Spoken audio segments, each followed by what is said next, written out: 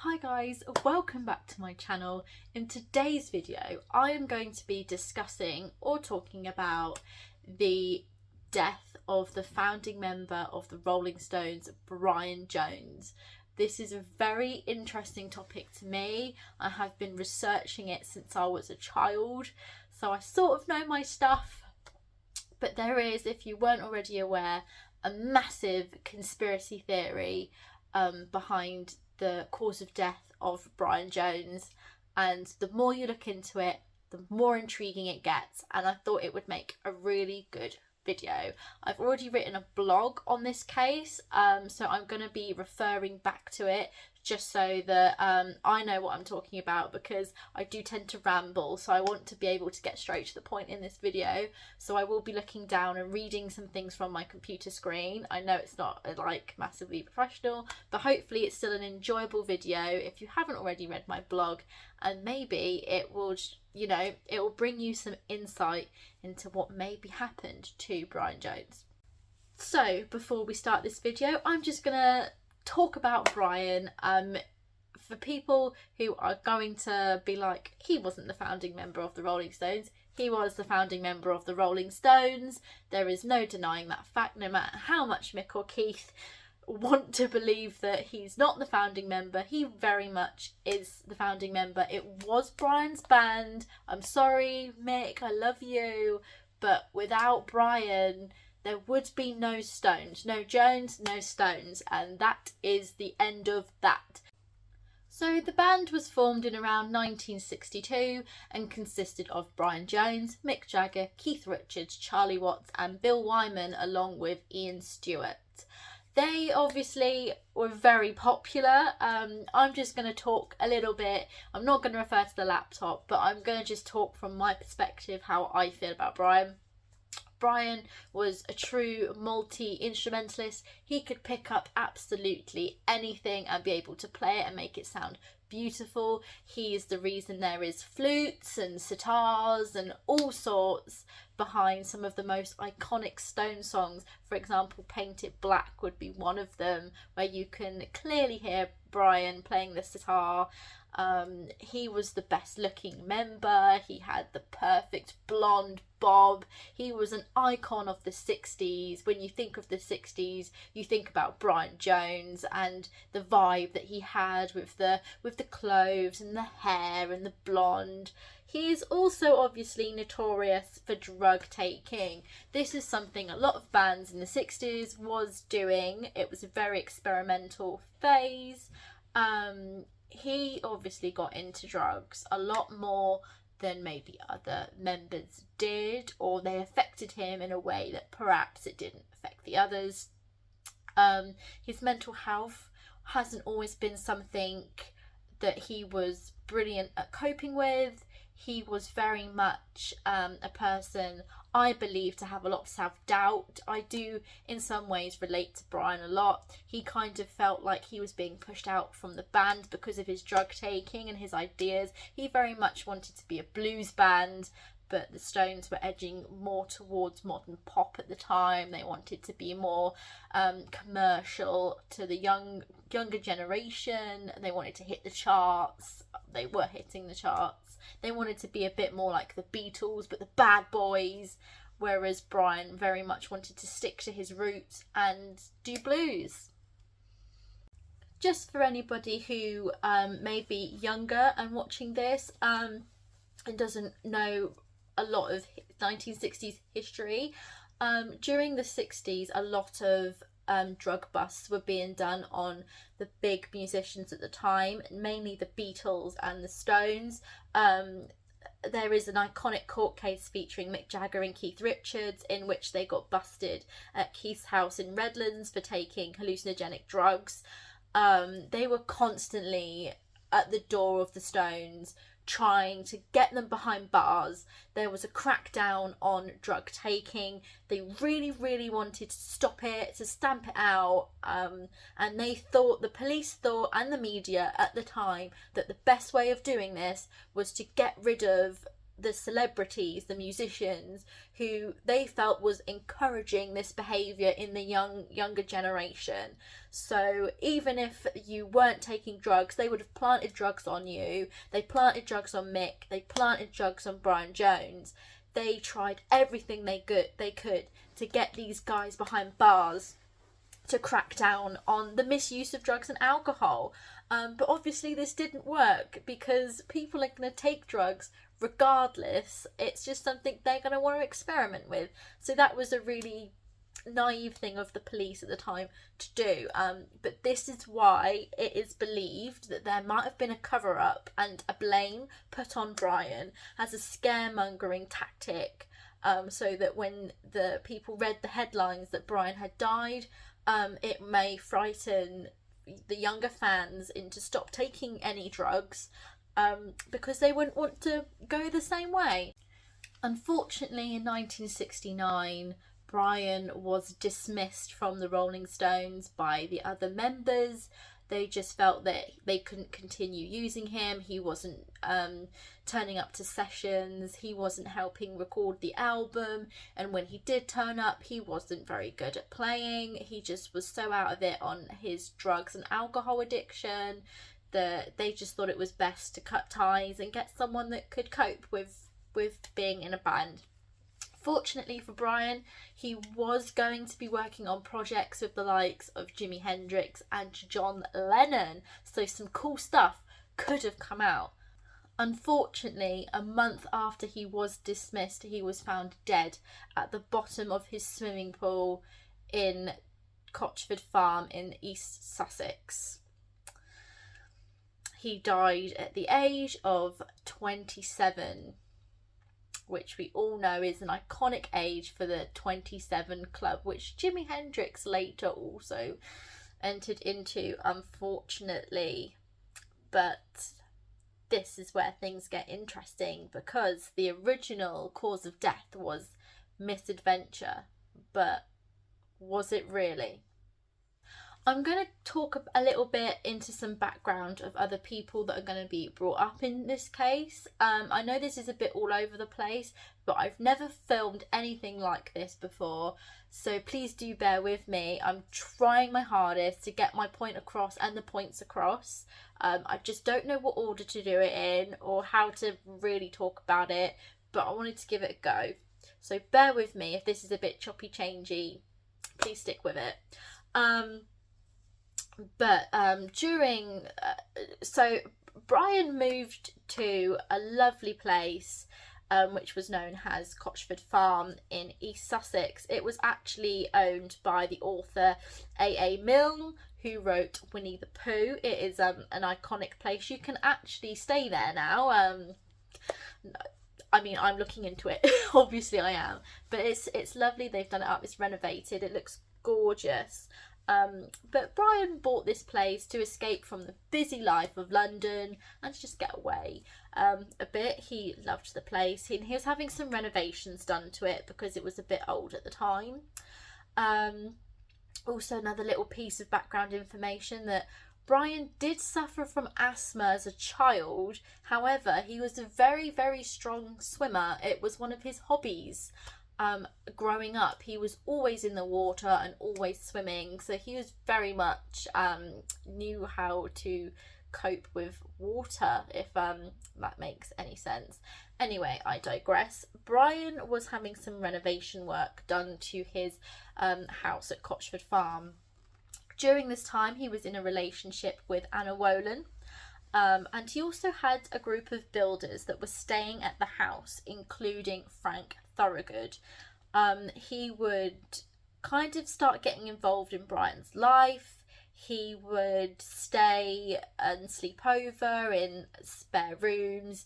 He was staying for dinner, for lunch. They were drinking together. They were probably taking drugs together.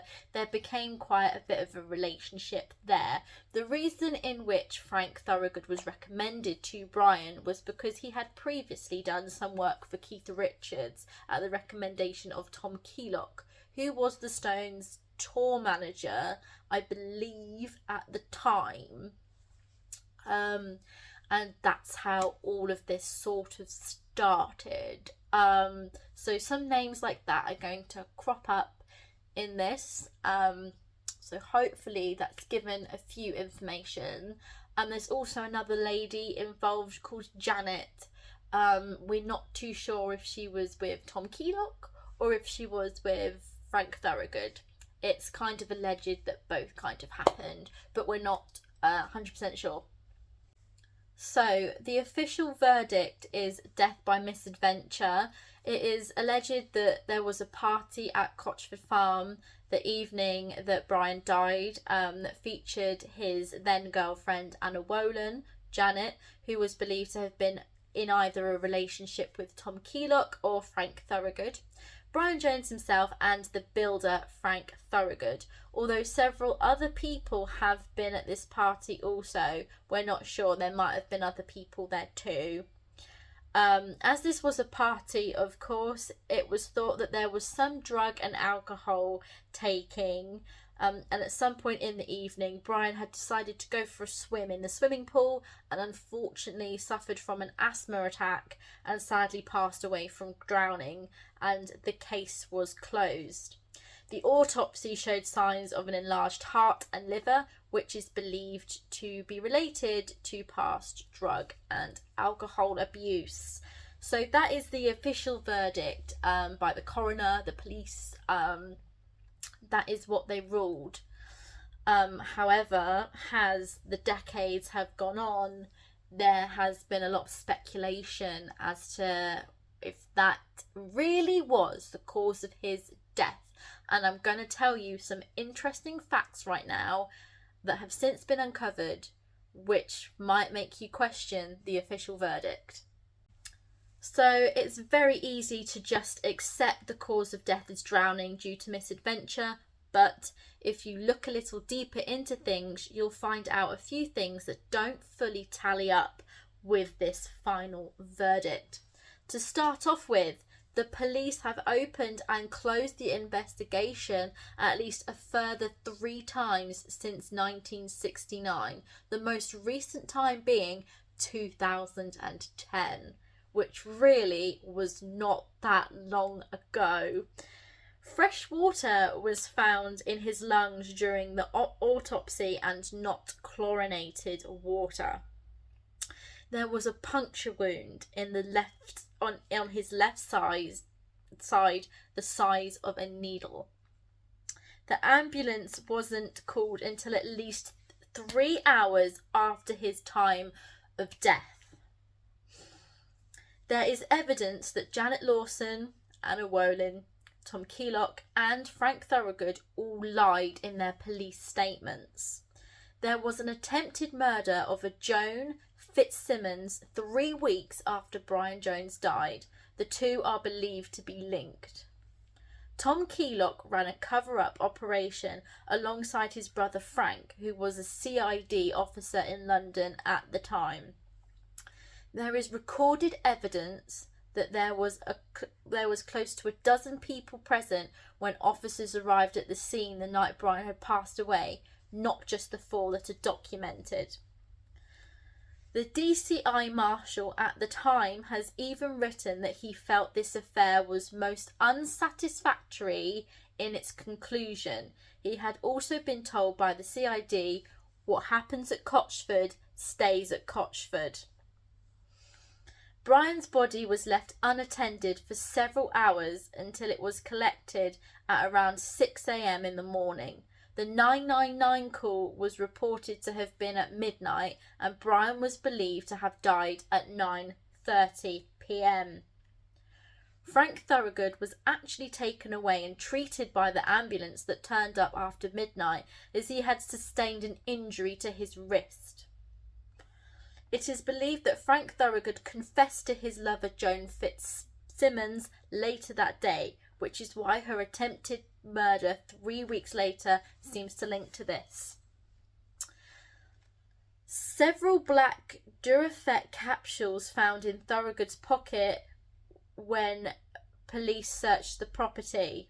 So there was drugs in Frank's pocket when the police searched.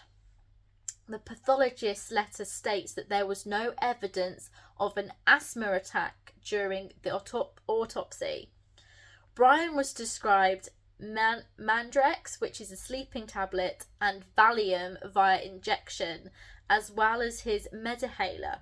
It is said Brian requested to be prescribed Durafet 10 days before his death, and that he was also using less drugs at the time of his death.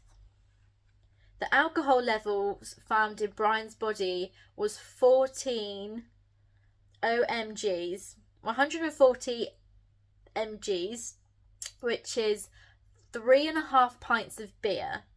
An amphetamine-like substance was found in his urine at a high quantity. No other drugs were found present, but the biochemistry report indicates it could have been Mandrex. Death caused by amphetamines is very rare. A subpleural hemorrhage was present, which is linked to drowning. The Inquisition reads that his cause of death was drowning by immersion in fresh water. Police in 2010 continued with the original cover-up set up in 1969. The Brian Jones files are being held under a 75-year rule, meaning no one can uncover the real truth until 2044. It is also believed that the police and media wanted the story to be death due to misuse of drugs and alcohol to try and scare the kids of the time to stop taking drugs. According to biologists on the case, the immediate stresses on the tissue and the heart indicated that Brian knew he was being murdered. Anna Wolin was sent away immediately after the incident after being hysterical, frightened and saying Brian was murdered. Tom Keylock faked the document of Frank Thorogood confessing on his deathbed. This was shown in an episode of Crime Watch in 1994. Keylock also reported the request for a cover-up came from very high sources in the police department due to many mistakes being made at the time. It is believed that Brian may have threatened to sue certain people if they were to continue using the band's name without him, despite the annual settlement for doing so. In an episode of Psychic Detective, a psychic revisited Cotchford Farm without any prior knowledge to the case and could sense Brian had a puncture wound which was inflicted inside the house. He also felt that he was placed into the pool and did not die in the pool. He felt there were more people involved and there were potential onlookers. Eyewitnesses on the night of Brian's death saw 3 people holding someone upside down over a trough and then again in a swimming pool. Brian was buried in an airtight silver and bronze casket gifted by Bob Dylan at the time and buried 10 feet underground. He is embalmed and his hair has been bleached white. So, there is a version of what people actually think happened compared to the official verdict of the cause of death. This was actually shown in a movie called Stoned, and it's a very good film. I wouldn't say it's 100% accurate, but it gives you a general gist of what might have happened that tragic night that Brian lost his life, compared to this asthma attack, over drug used sort of theory that the police have come up with. And this is what people think may have happened. So, we are now aware that there was some form of argument between Brian Jones and Frank Thorogood during the day in which Brian has died. The argument was over being paid for some of the building work that Frank was meant to complete. However, the building work was very shoddy and frankly they were taking the mick a bit because of whom they were working for. So Frank and the builders just weren't really pulling their weight because they're having far too much time working in Rockstar's company, so they kind of just lazed around a lot. A wooden beam had fallen down during that morning in the kitchen, and it almost hit Brian's then girlfriend, Anna Wolin.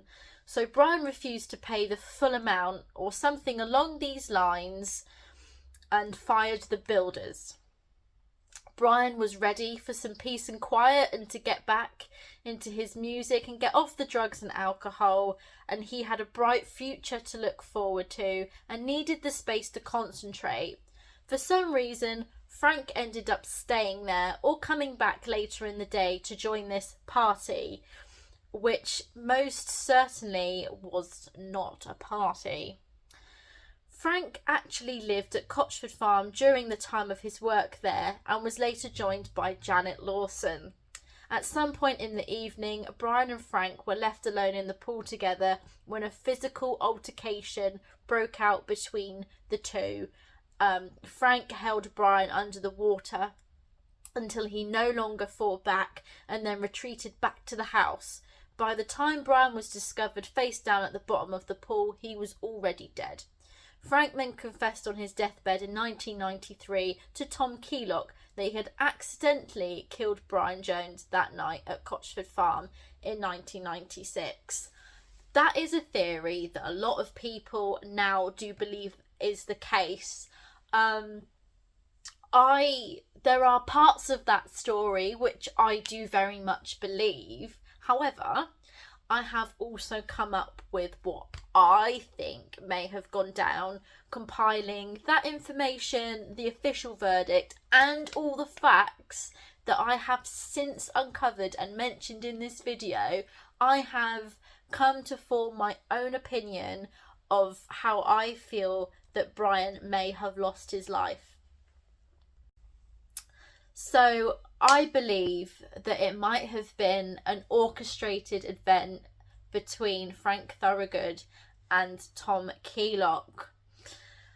I think Frank would definitely have been somewhat angered after the conversation between himself and Brian Jones, which led to his sacking, especially as I think Frank actually owed money to the Rolling Stones estate, which at this point is just not really very good. I think Tom may have had some form of motive too, because of an alleged disagreement between Brian and the members of the band at the time. Perhaps Tom may have felt that he should take matters into his own hands, or maybe more likely there was a more personal motive for Tom, but I'm unsure really of what that could have been. But I think it's very clear from what I have uncovered and hopefully put across in this video that Tom must have been involved in this somehow more than he was letting on. I think Tom would have wanted a second person involved in order to place a shift of the blame to someone else, and I don't think Frank would have had the willingness really to just go and do this by himself. I'm yet to figure out a motive, but I would assume it would have something to do with money, because it usually always does if we're really honest when it's things like this. It is my personal view that someone thought Brian ought to be taught a lesson or needed to be silenced. I can't tell you times or places or sequences of events, but I believe it started in the house. I think Brian may have been injected with Valium or with Mandrex, as that was found in his system during the autopsy. On his left side, with an amount he would have been injected on the left side with an amount which could have made him almost unconscious very quickly. It would have been easy to get hold of, as Brian was already prescribed them. This could also be used to look like an accidental overdose. In my opinion, he was then placed over either a bath or a trough, enough so that his head would have been submerged and being held upside down so not to have any physical hand marks or bruising on his body. So if they held his head under, or like they pushed his neck or shoulders, they would have left physical marks and signs of injury, which he didn't have on his body. And people did see him be held upside down over a trough, so perhaps they placed him somehow, but that would have taken more than one person, if you see what I mean. He would have had to have also been awake enough to ingest the water, which wouldn't be uncommon with unconscious victims. So, so I don't think he would have need to have choked to have had the drowning effect. Plus, it said that he knew he was being murdered in the autopsy, so he would have been in a state of panic. So he can't have been fully unconscious, if you see what I mean.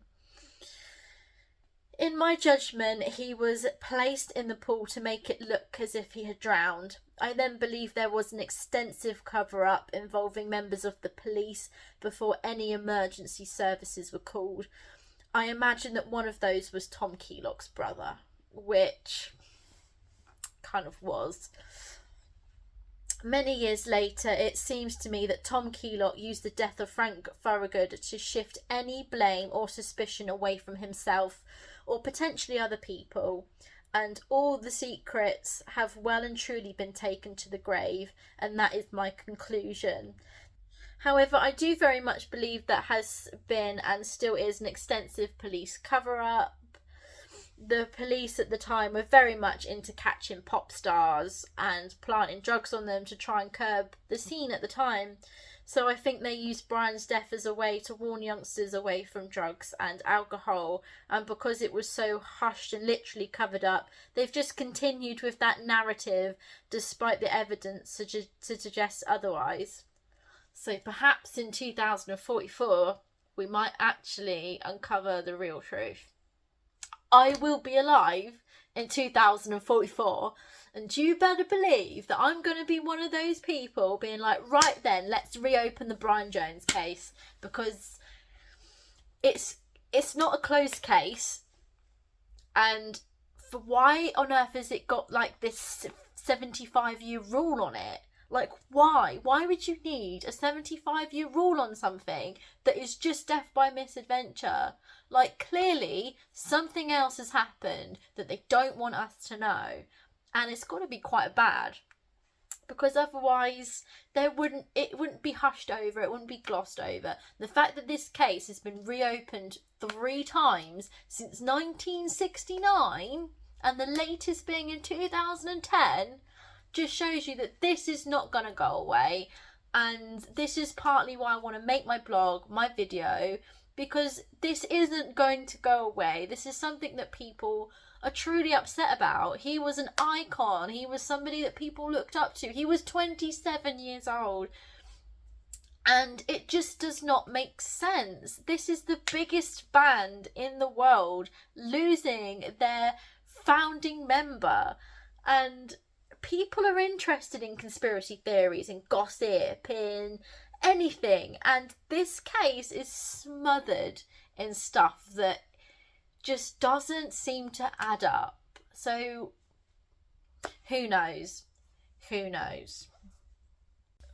I also just want to talk a little bit about when I went to visit Brian's grave. So for my 27th birthday, I wanted to go to Cheltenham to visit Brian's grave, as that was, he was 27 when he passed away. I felt like 27 was the perfect age to do such a thing, to feel the connection and everything. And I don't know really what I was expecting to feel or anything. I was open-minded. I don't believe in ghosts or spirits or anything, but I like the way I feel about Brian Jones and this case. I'm very passionate about it. This is my favourite band, so my heart and my soul is into this. So I knew that it was going to be a very special experience for me to visit his grave. However, when I got there, all I could kind of envision was Tom Keylock. I thought that maybe Frank, because at the time of visiting, I did very much believe that Frank nobbled him, if that makes sense, because of the movie and what I've read before and what I've researched and heard. I just assumed it was the builder. But when I got to his grave, I felt a very deep sense of sadness. It was almost as if I could feel that he didn't want to be, as if he didn't put himself there. Like, if it was drugs and alcohol, I feel like it wouldn't have felt unjust. But being at his graveside, there was just this overwhelming sense that I've never experienced before, that he was under there, like he was in this grave because somebody else had put him there. It didn't feel to me like he had done something to himself, which had been an accident or whatever, and he was there by his own doing. It just did not feel like that. It just didn't. And all I could see in my mind was just images of Tom Keelock. He's got a very iconic face. You cannot miss Tom Keelock if you get photos or whatever. He's looked the same for frickin' years. He's not alive anymore, but he's always looked the same. And these were the images that were in my head. And I was thinking, why the hell is all I can see is Tom Keelock here when I should be thinking about Brian? And if it was the builder that did it, surely I would see pictures of the builder. But I just wasn't. My brain was just so focused on that, and it almost felt to me as if Brian himself was trying to be like, look, like, I'm trying to tell you something here. This is the truth. This is what information, this is what I think happened. And I just felt that. I don't believe in spirits. I don't believe in ghosts.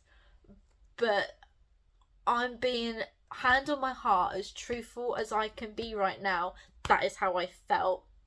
And I've never ever felt any sort of spiritual thing before. So I do believe it, because why wouldn't I? He's one of my idols. I look up to this person, and I feel he was just so sad. I felt that he, like, Brian's got a real sense of he's scared he's going to be forgotten. And to be fair, like, this could happen. He could be forgotten, because what's going to happen once the band die? Like, the people that love the band, that were around from the start, they're also going to pass away, and it's just going to be left with people like myself. And not being funny or nothing, but the younger generation don't really seem to be that interested in great bands.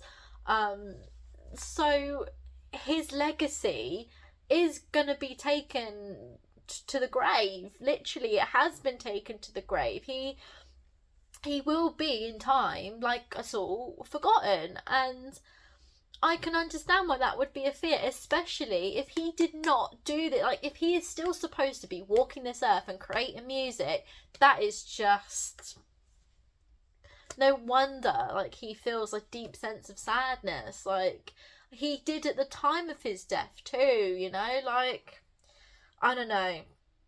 To me, I just feel there's a lot more to this story than what people are letting on. But it's not up to me. I can't tell you what the truth is and what isn't. Only you can make your mind up, and no one's really going to know the real truth. I really hope that one day that we do, because I'd love to know the real truth. But none of us anytime soon are going to know what that is. But I'd love to know what you think. Do you think it might be something along the lines of what I believe? Do you think it was just the builder? Do you believe the official verdict? Do you have your own suspicions of what might have happened that night? Have you done your own research? Have you looked into it yourself? I have spent a long time looking into all of this. I've read every book, watched every documentary, gone to places on the internet that I didn't think I'd be able to find, but I did, and I have found things, and I found some scary things out that I can't even put in this video or the blog either. But I have found out some stuff that's it's mind blowing, honestly. So honestly, leave your opinions, let me know what you think. You might think I'm a complete delusionalist, but that's okay, because we're all entitled to have different passions and opinions, and there's no harm in that. But hopefully this has been a good video, and that is the conspiracy theory or the case of Brian Jones. If you have enjoyed this video, then please do give it a thumbs up, and if you would like to see more from me, then please do subscribe to my channel, and I hope to see more of you soon. Goodbye.